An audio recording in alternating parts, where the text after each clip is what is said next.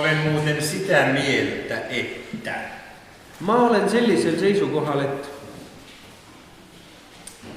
jos Jeesus tulisi nyt ja puhuisi meille, kui Jeesus tuleks praegu ja räägiks meile, niin kuin hän puhui aikanaan heille, nii nagu ta rääkis omal ajal neile, olen muuten aika varma, että suurin osa meistä loukkaantuisi. siis olen päris kindel, et suurem osa meist solvuks mingil põhjusel.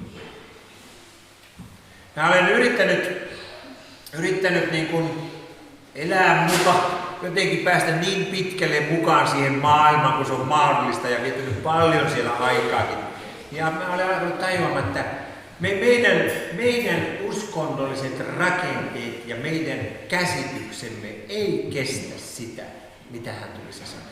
Ja ma olen oma eluga proovinud nii palju kui vähegi võimalik viia ennast sellesse keskkonda elades seal, et aru saada nendest asjadest, mis tollel ajal räägiti, ja ma olen jõudnud arusaamisele, et meie need usu nii-öelda see ülesehitus ei kannataks seda õpetust, mida Jeesus räägib. Ensinnäkin nämä fariseukset, kirjan oppineet, joiden kanssa Jeesus paljon kävi tätä tämmöistä debaattia. Ehk siis need variserid ja kirjatundjad, kellega Jeesus niimoodi natuke käib sellist mängu mängib. Ne oli muuten ihan tosissaan. Siis need olid täitsa tõsised. Siis mitä teki? Ne oli ihan tosissaan. Siis ne usko aivan vilpittömästi, että he tietää, mikä on Jumalan tahto. No, siis nad olid täiesti selles veendunud ja kindlad, et nemad on nagu õigesti aru saanud, mis on see Jumala tahe. Ne oli vilpittömiä. Siis nad olid siis siirad. Ihan niin kuin mekin. Täpselt nii nagu meiegi. Suuri osa meillä on ihan vilpittömiä. Ne uskomme ihan oikeasti näin, kun se on ollut. Siis suurem osa meist me olemme täiesti siirad ja usume neid asju, mitä on õpetatud. Mutta älkää langetko ajattelemaan, että me olisimme ikään kuin kehittyneet ihmisinä ja ajatuksena jotenkin hyvään suuntaan. Aga ärge siis langege sellesse lõksu, et me võiks arvata, et me inimestena oleme siin arenenud ja kasvanud kuhugi väga mõistlikusse ja heas suunas. Suhteessa niihin ihmisiin, jotka siellä olivat silloin. Suhtes nende inimestega, kes tollel ajal olid.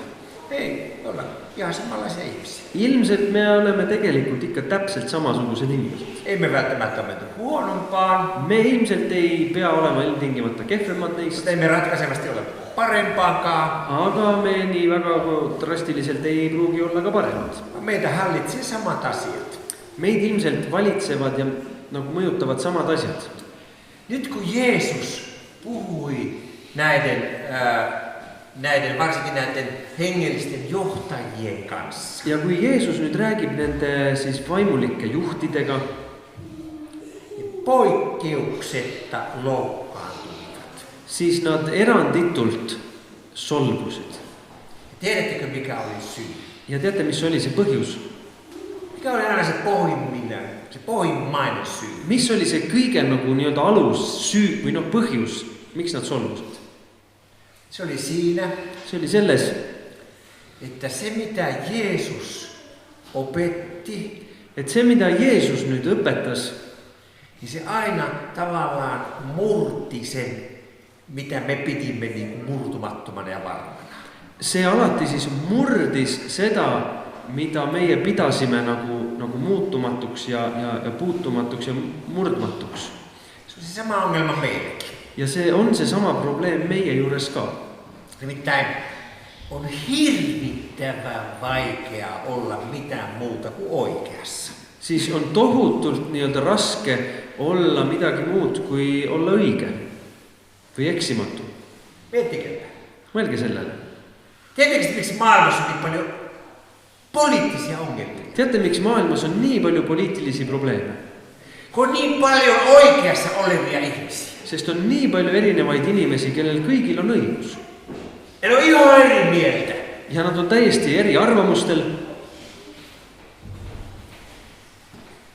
Tiedättekö, mikä on niiden ihmisten niin kuin siis perusole, meidän ihmisten ihan perusole? Ja siis, mis on see meie inimeste nii-öelda see põhiolemus? Se on siinä, kun me olemme oikeassa. See on see, et kui meil on õigus, niin meillä on turvallinen olo. siis meil on nagu turvaline tunne. Ja nyt kun sitä meidän järjestelmää, sitä ravistellaan ja sitä rikotaan, sitä murretaan. Ja kui nüüd seda meie ehitist nagu lõhutakse ja raputatakse ja näritakse, niin mitä silloin meille tehdään? siis mida sellega meile tehakse? Meidän turvallisuutta järjestetään. Siis meie turvalisust raputatakse. Ja nyt huomatkaa, kun mä puhun nyt Jeesuksesta, niin mä puhun Jeesuksen opetuksesta suhteessa niin muihin hengellisiin johtajiin, meihin. Ja nüüd, kui ma praegu räägin, pange tähele seda, et kui ma räägin Jeesuse õpetusest suhtes, siis nendesse tolleaegsetesse kirikujuhtidesse ja õppinud inimestesse. Ja nyt jos hän tulisi tänne, ja kui tema tuleks nüüd siia, ja hän meidän sijasta pitäisi täällä teille raamattuopetukset teidän omalla äidinkielellä. Ja meie asemel ta peaks teille siin piiblitunni teie oma emakeeles. Niin me ajatellaan nyt, siis me mõtleme praegu, että me oltais näin. Me kujutame ette, et me oleks nagu hienoa, äge. Mutta tiedättekö mikä olisi totuus? Aga teate, mis tõde on? Ei voi olla noin. Et see ei saa võimalik olla. Tiedättekö miksi? Kas teate miks? Koska Jumalan valtakunnassa on semmoinen kummallinen lainalaisuus. Sest Jumala riigis on selline kummaline seaduspärasus. Siellä menee asiat päälailla. Et seal asjad kipuvad minema pea alaspidi. Sitä Jeesus koko ajan opetti. Ja seda Jeesus kogu aeg õpetas. Ne teistä, jotka haluaa olla ensimmäisiä ja suurimpia. Need, kes teie hulgas tahavad olla esimesed ja suured ja tähtsad. Niin mitä? Siis mida need?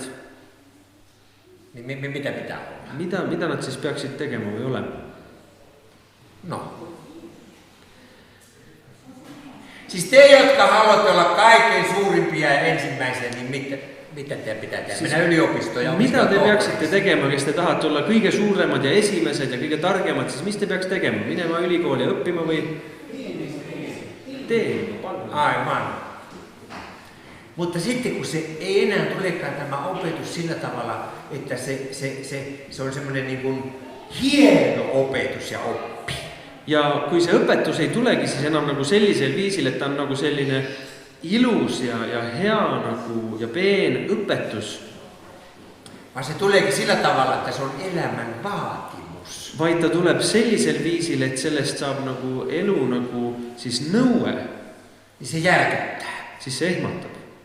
Muistatteko Matteuksen evankelista semmoisen rikkaan juutalaisen nuorukaisen? Matteuse evangeeliumist võib-olla mäletate sellise rikka noormehe. Muistatteko, kun rikas nuorukainen tuli Jeesuksen luokse ja sanoi, että mitä minun pitää tehdä, että minä ihan kaikki sen elämän perisin? Rikas noormees tuli Jeesuse juurde ja ütles, no mida mul tuleks teha, et ma võiks pärida igavese elu? No, Jeesus sanoi sille, että pidä tämä ja tämä ja tämä käsky. Jeesus ütleb siis, et pea see ja see ja see käsk. Eli Jeesus sanoi kaikki ne käskyt, jotka liittyy perheeseen, omaisuuteen ja siihen normaali elämään. Ehk siis, et Jeesus ütleb pea kõiki neid käske, mis on seotud perega, su omandiga ja kõigega, mis on seotud eluga sinu ümber.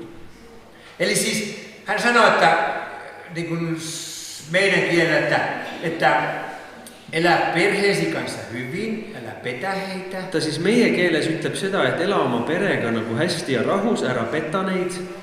Älä varasta, äläkä koske toisen omaisuuteen. Ära puudu ja ära varasta, ära puuduta teise nii-öelda omandit.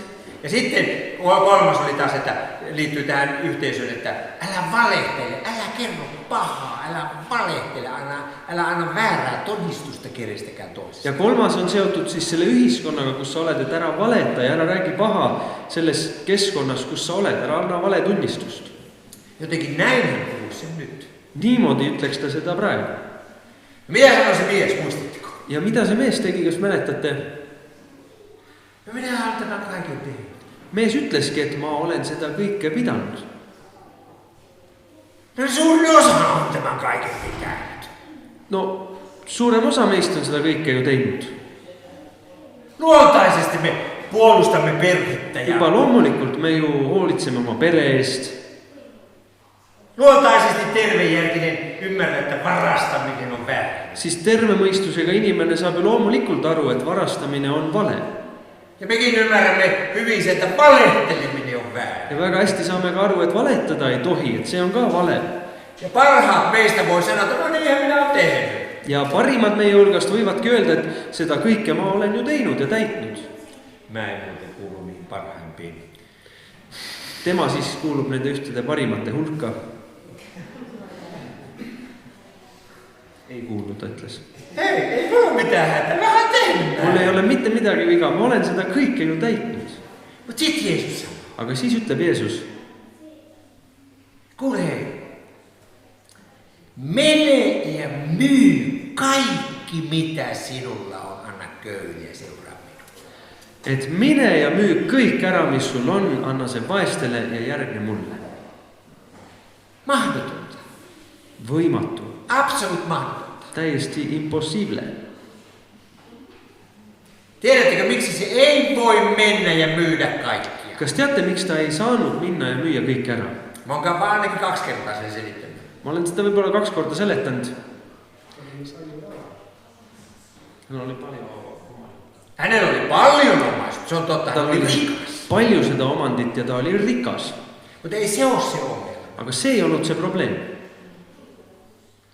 Vaan koska hänellä on paljon omaisuutta ja maaomaisuutta, niin hänellä on paljon ihmisiä ja sukulaisia, joiden elämän oikeus on riippuvainen siitä, että hänellä on nämä maat. Siis kuna temal oli palju omandit, talle kuulus palju maad, siis tal oli ka palju neid pereliikmeid, kes olid seotud ja sõltusid sellest, et temal oli palju seda maad ja rikkust. Katsokaas, kun se maan omistaminen antoi oikeuden täysivaltaisena jäsenenä elää siinä kylässä ja kaupungissa. Siis see maa nii-öelda omamine andis sulle need õigused täieõiguslikult elada selles külas või linnas.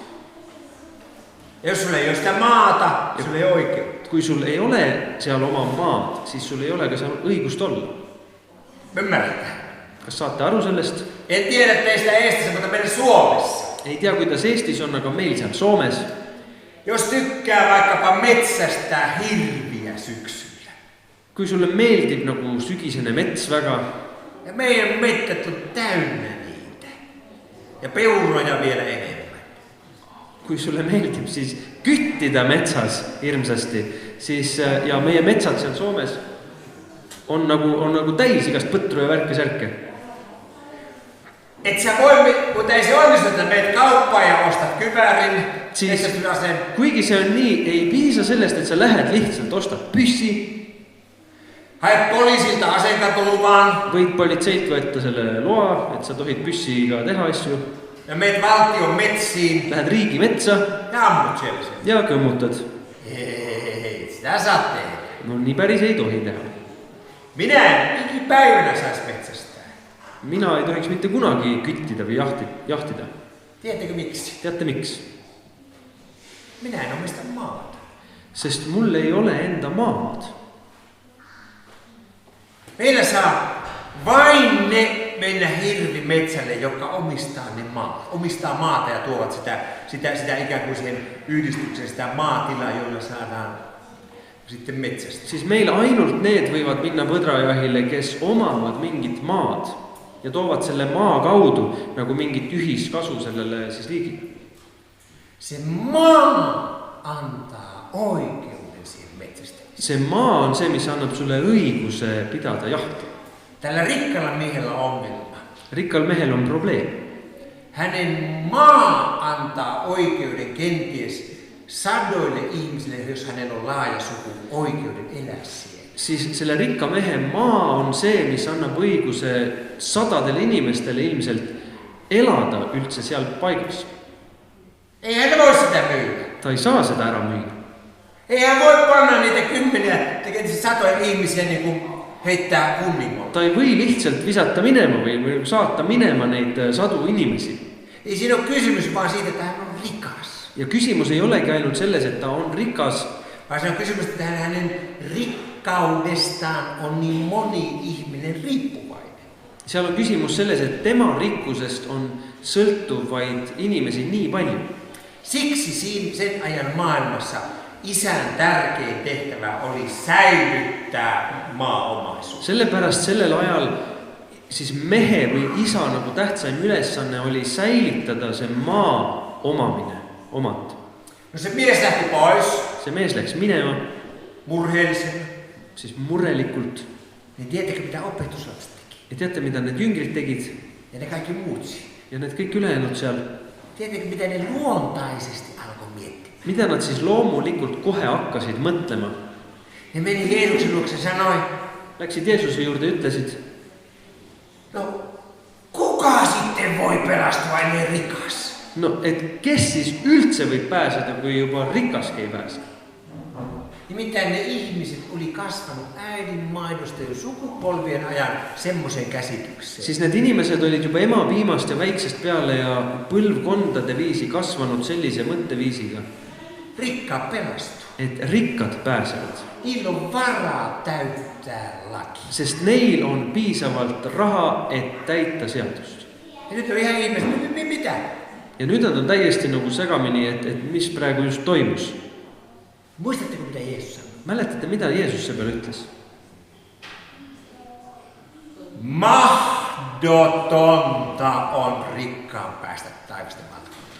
Et kui raskesti läheb rikas Jumala riiki. Ja tämä järkytti niitä ihmisiä vielä enemmän.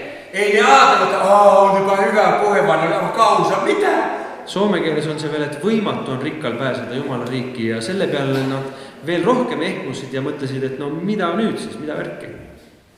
Tuli kauissa. Nad olid nagu siis hirmus või nagu jah, see kohutas neid. No kuka voi pelastua, jos ei nämä, jolla on varaa pelastua? Sest nad mõtlesid, et no kes siis veel võib saada päästetud, kui juba mitte need siis, kellel on nagu varandust. Silloin Jeesus sanoi niille opetuslapsille ja muille. Ja siis Jeesus ütles jüngritele ja teistele. Se mikä on ihmiselle mahdotonta. See, mis inimeselle on võimatu. Siis rikkaillekin mahdoton. Isegi rikastele on võimatu. Puhumattakaan köyhästä. Rääkimata vaestest. Ja kaikkein köyhimmistä porukasta paimenista. Ja rääkimata sellest kõige vaesemast rahvast, karjastest. Se mikä näille on mahdotonta, se on Jumalalle mahdollista. See, mis on neile võimatu, see on Jumalale võimalik. Ja siinä hän käyttää vertauskuvaa. Ja siis ta kasutab tähendamissõna, võrdpilti. Mahdotonta on rikkaan päästä taivasten valtakuntaan. Et kui raskesti või et võimatu on rikkal pääseda Jumala riiki. Yhtä mahdotonta kuin että kameli menisi neulan silmän läpi. Et ennemast läheb kaamel läbi nõela silma. Ja mä en nyt tätä enempää ala selittää, mutta minä sanon. Seda ma sügavamalt ei hakka seletama, aga ütlen vaid. Se neulan silmä tarkoittaa ihan sitä neulaa, millä ommellaan, ei mitään portteja. Ja see nõela silm siinkohas tähendabki päriselt seda nõela silma, mitte mingit väravat. Se portit on vasta keksitty 1800-luvun loppupuolella. Need väravad on välja mõeldud 1800-ndate aastate lõpupoolel olles. Sitä ennen semmoisen selityksen on ollut olemassa. Et enne seda mingit sellist seletust ei ole olnud olemaski. Siis mitä Jeesus sanoo? Siis mida Jeesus ütles? Vertauksen kautta. Oma selle tähendamissõna kaudu. Se, mikä ihmiselle on mahdotonta. See, mis inimeselle on võimatu. Niin kuin lampaalle, joka on eksyksissä pelastuminen. Nii nagu eksinud lambale iseenda päästmine. Tai rahalle, joka on kadonnut, joka ei edes osaa huutaa apua, kun se on kuollut. Või rahale, mis on kadunud, sest ta ei oska isegi appi hüüda, sest ta on surnud asi. Tai mikä on ihmiselle mahdotonta, jolla ei ole edes rikkautta sen verran, että voisi täyttää lain. Ja mis on võimatu ka inimeselle, kellel ei ole rikkust, isegi nii, et ta saaks seadust täita. Miten te voitte pelastua? Et kuidas te üldse võite saada päästetud? Miten? Kuidas? Siten. Niimoodi, Että Jeesus pelasti teidät ja meidät. sedasi, et Jeesus on see, kes päästab teid ja päästab meid. Ja voidakseen sanoa näin syvän asian, hänen täytyy puhua se vertaus. Ja selleks, et midagi nii sügavat rääkida ja õpetada, tal on olnud vaja rääkida seda piltides ja nendes võrdumites. Raamattu on täynnä näitä rikkaita Jeesuksen puhumia vertauksia. Me otetaan 2 vielä niistä kevääaikana esille. Piibel on täis neid võrdpilte, neid tähendamissõnu, mis on tohutult rikkad õpetused Jeesuselt ja me võtame vähemalt siin kevade perioodil 2 tükki veel ette. Ja nyt summa summarum loppusanat. Ja kokkuvõtteks nüüd lõpusõnad. Jos mitään muuta et muista. Kui sa midagi muud meelde ei jäta, Muista. siis jäta meelde see. Muista nyt se. Jäta see meelde. Jos oot hukassa. Kui sa oled kadunud, Jos olet kadonnut. kui oled kadunud, Jos sinulle pelastus on yhtä vaikea kuin kamelin mennä neulan silmän läpi. kui sina tunned, et sinu jaoks päästetud saamine on sama keeruline kui kaamelil nõelasilmast läbi minemine, Jos sinulle ei ole mitään mahdollisuutta. kui sul ei ole mitte mingisuguseid võimalusi, Muista. siis pea meeles.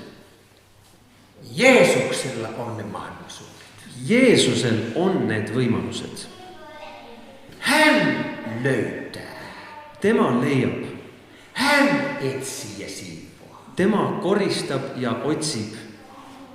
Hän tekee sen, mikä ihmisille on mahdotonta. Tema teeb selle, mis inimesele on võimatu. Jeesus on se, joka pelastaa. Jeesus on see, kes päästab. Ihan näin yksinkertaisesta asiasta hän puhuu noiden kuvien kautta. Nii lihtsatest asjadest ta räägib nende piltide kaudu.